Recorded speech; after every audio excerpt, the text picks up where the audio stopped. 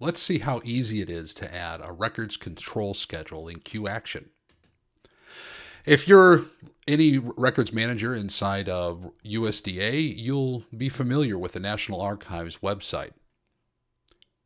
Here we can find a list of rules, policies, and procedures that need to be applied to any record within our systems.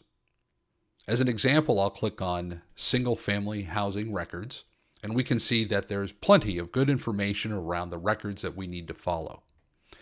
If I scroll down, I'll see that I have general files, and I want to today make sure that my retention period is set up correctly in QAction. Let's hop over to QAction. Here I've pre-opened my business objects, and I have my single-family housing records already waiting for me. I'll click this open, and I'll go over to the Disposition tab. Now I'm ready to make my policy. I'll click my policy. I'll come in and I'll say, how often do I want this disposition to run? Daily is typically enough. I also need to pick my record category.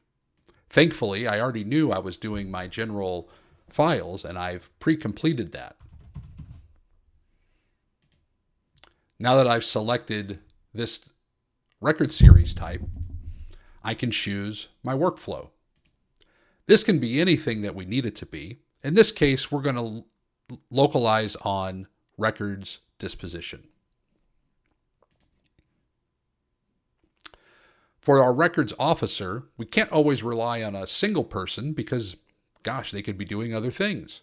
So we will assign this to a role. And that means anybody in this role is able to take on the actions and tasks associated with the records manager.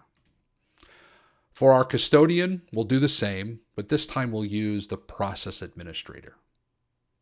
Now we remember how long is our retention period from our published document.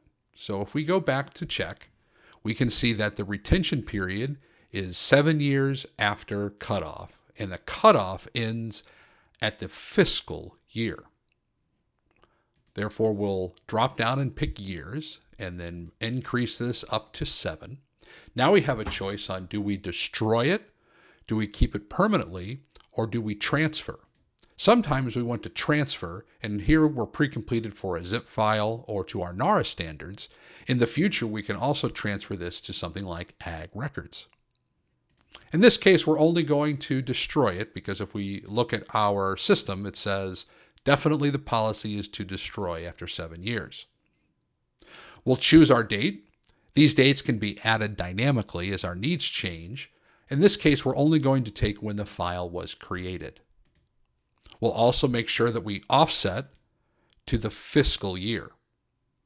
If we wanted to, we could add metadata to our document to give us even more controls over matching criteria for our disposition.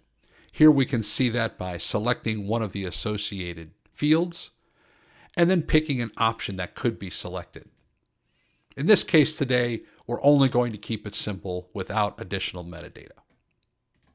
And that's it. My policy's created, it's ready to go, and I'm managing all of the general files based off of the record control schedule. Thanks for watching.